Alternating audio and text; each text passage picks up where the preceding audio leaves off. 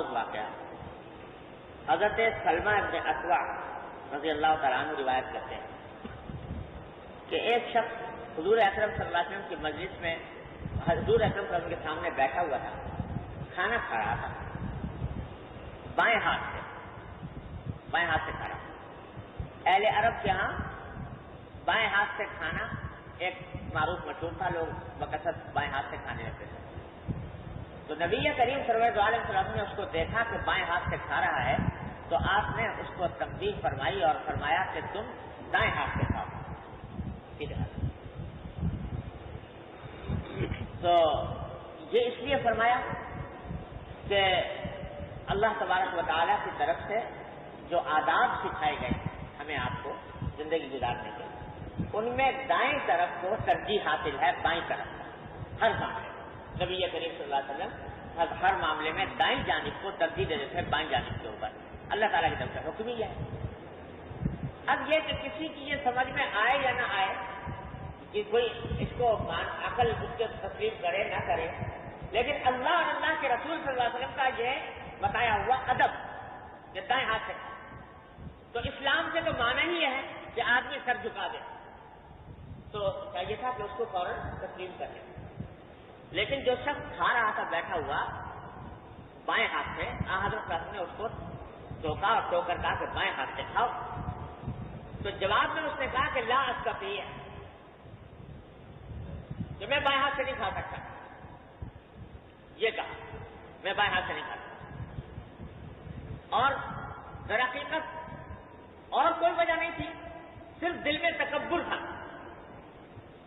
تھا کہ مجھے ٹوکا گیا ہے، میں تو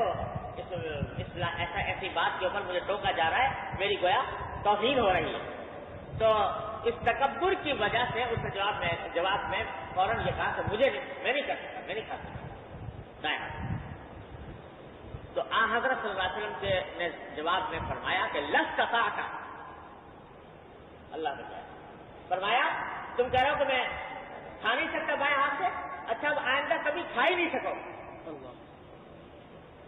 ابھی دائیں ہاتھ سے پھر کبھی کھا ہی نہیں سکو۔ یہ اتنی خطرناک بات ہے کہ رسول کریم صلی اللہ علیہ وسلم نے ایک حکم دیا ہو اور آدمی تکبر کی وجہ سے اس سے فوراً اس کا پلٹ کر یہ کہ میں نہیں کرتا، تو یہ بڑی خطرناک بات ہے، اللہ تعالیٰ محفوظ رکھے، بڑے وبال کی بات ہے۔ تو حدیث میں آتا ہے کہ جب آپ نے فرمایا کہ تم سے کھا نہیں سکو گے،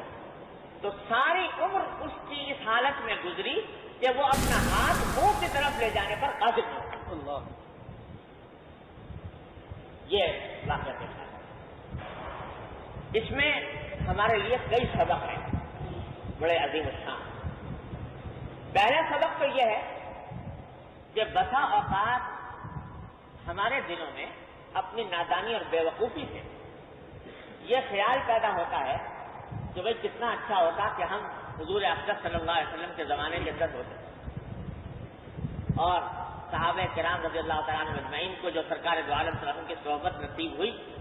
اور آپ کا جلوہ جہاں آرا میسر آیا، تو یہ ان کی بڑی عظیم سعادت ہے۔ ہم بھی ہوتے تو کیا اچھی بات ہے۔ اور کبھی کبھی یہ خیال شکوے کی صورت اختیار کر لیتا ہے